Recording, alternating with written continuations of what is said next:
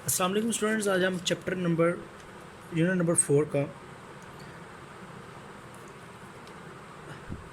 4.5 article को discuss करेंगे, जो कि है प्रिंसिपल ऑफ मूवमेंट्स का।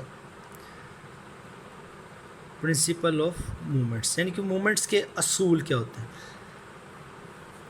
कहते जब हम मूवमेंट हमको और फोर्स को हमने डिस्कस किया, मूवमेंट हमें फिर एक दफ़ा इस लेक्चर के अंदर आपको डिस्कस कर लेते। तो मूवमेंट हम क्या होता है, कहते हैं जो perpendicular distance between the axis of rotation and the point of action of the force, कि जहाँ पर आपकी फोर्स अप्लाई की जा रही होती है उसको पॉइंट ऑफ एक्शन भी कहते हैं, ठीक है।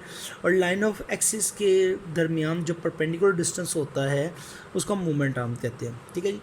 तो प्रिंसिपल ऑफ मूवमेंट्स क्या होता है, कहते हैं जब आप किसी बॉडी के अंदर फोर्स रोटेशनल इफेक्ट क्रिएट होते हैं तो दो तरह की मूवमेंट्स या टॉर्क क्रिएट होते हैं। एक पॉजिटिव होता है और एक क्या होता है, नेगेटिव होता है।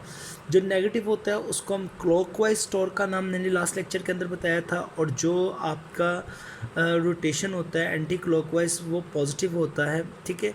तो इसी तरह ही क्लॉकवाइज मूवमेंट और एंटी क्लॉकवाइज मूवमेंट को हम क्या करते हैं, अगर ये दोनों बैलेंस हो जाएं तो हम कहते हैं प्रिंसिपल ऑफ मूवमेंट्स जो उनसे होते हैं वो अप्लाई हो गए, यानी कि प्रिंसिपल ऑफ मूवमेंट्स का फिनोमेना क्या होता है उसके अंदर क्लियर हो जाता है। तो कहता है body is a balance if the sum of, यानी कि किसी बॉडी के ऊपर लगने वाली तमाम जो मूवमेंट्स हैं, ठीक है, जो कि क्लॉकवाइज हैं, ठीक है, और एंटी क्लॉकवाइज हैं।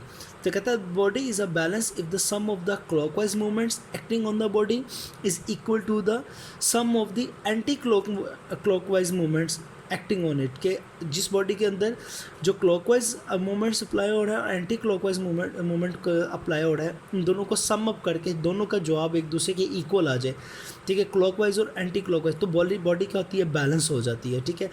अब क्लॉकवाइज मूवमेंट्स क्या होते हैं, एंटी क्लॉकवाइज मूवमेंट क्या होते हैं, इसको मैं बड़े इजीली हम हमारे पास इसके एग्जांपल्स हैं।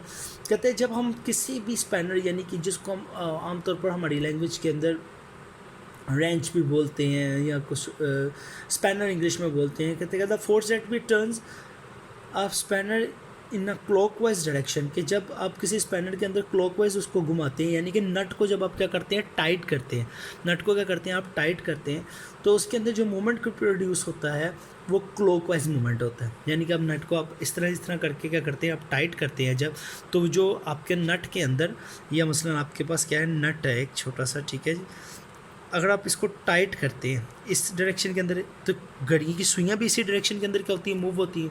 तो इस तरह का मूवमेंट जो प्रोड्यूस होता है उसको हम कहते हैं क्लॉकवाइज मूवमेंट कहते हैं, ठीक है।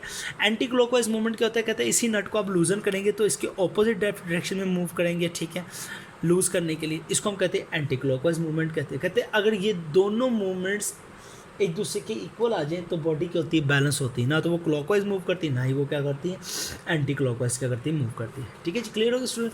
अब आके आपके पास 4.6 के ऊपर है सेंटर ऑफ द मास।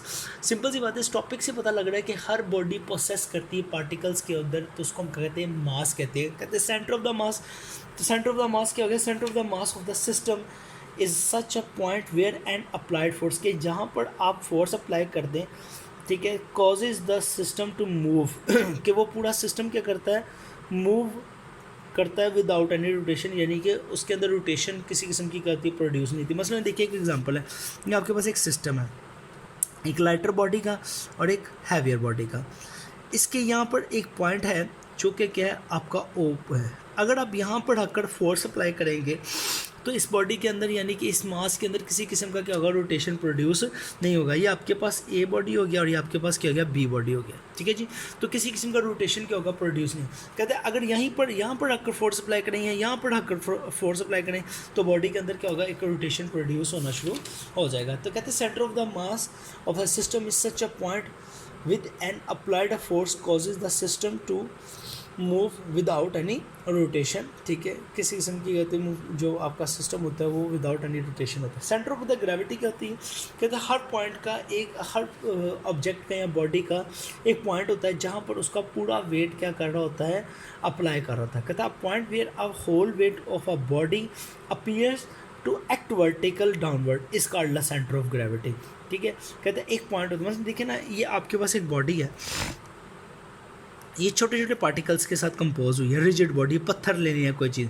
अब ये पार्टिकल क्या कर रहा है, नीचे की तरफ क्या कर रहा है, अपना वेट अप्लाई कर रहा है, ठीक है। इस वेट का एक सेंटर पॉइंट होता है, इस वेट का क्या होता है, एक सेंटर पॉइंट होता है, ठीक है। अगर जिसके ऊपर अंटायर वेट क्या हो रहा था उसका अप्लाई हो रहा होता है, यानी कि सारे का सारा वेट क्या होता है, अप्लाई हो रहा होता है, उस पॉइंट को हम क्या कहते हैं, सेंटर ऑफ ग्रेविटी कहते हैं।